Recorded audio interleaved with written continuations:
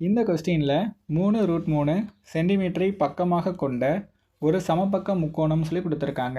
நமக்கு இந்த கொஸ்டினில் முக்கோணத்தோட பக்க அளவு, அதாவது ஏயோட வேல்யூ கொடுத்துருக்காங்க 3√3. இது ஒரு சமபக்க முக்கோணம். இதோட ஹச் என்னன்னு கேட்டிருக்காங்க. சமபக்க முக்கோணம்னா எனக்கு ஒரே ஒரு ஃபார்முலா தான் தெரியும். என்ன ஃபார்முலா அப்படின்னு பார்த்தீங்கன்னா, பரப்பளவு கண்டுபிடிக்கிறதுக்கு √3/4a². ஆனால் இதில் ஹச்சே வரல. ஸோ நான் ஹச் கண்டுபிடிக்கணும். அதனால் காமனாக பரப்பளவு, அதாவது முக்கோணத்தின் பரப்பளவுக்கு ஒரு ஃபார்முலா இருக்குது. P = அரை BHன்னு. இந்த ஃபார்முலாவில் பரப்பளவை கண்டுபிடிச்சி அந்த ஃபார்முலாவில் போட்டு சால்வ் பண்ண போகிறேன்.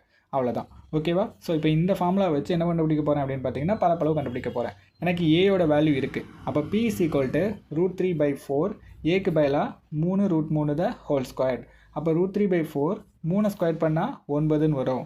√3 ஸ்கொயர் பண்ணால் என்ன வரும்? √3 × √3 என்ன வரும் அப்படின்னு பார்த்தீங்கன்னா வெறும் 3ன்னு வரும். சரிங்களா? ஸோ என்ன பண்ணோம்? √3 ஸ்கொயர் பண்ணால் வெறும் 3. ஓகேவா? ஸோ இன்ட்டு 3ன்னு எழுதிக்கிறேன். ரெண்டு பேருக்கு என்ன வரும்? 27 √3ன்னு வரும் /4.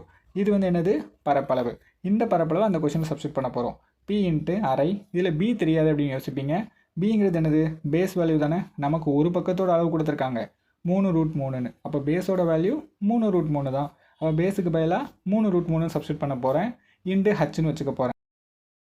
சப்ஸ்டிட் பண்ணோம். Pக்கு பதிலாக 27/4 √3ன்னு போட்டுக்கணும். ஓகேவா? 27/4 √3 = 1/2 இன்ட்டு √3 3 இன்ட்டு ஹச்ன்னு போடணும். இது கட் பண்ணால் 2 3ஆல் இதை அடிக்கும் போது என்ன வரும்?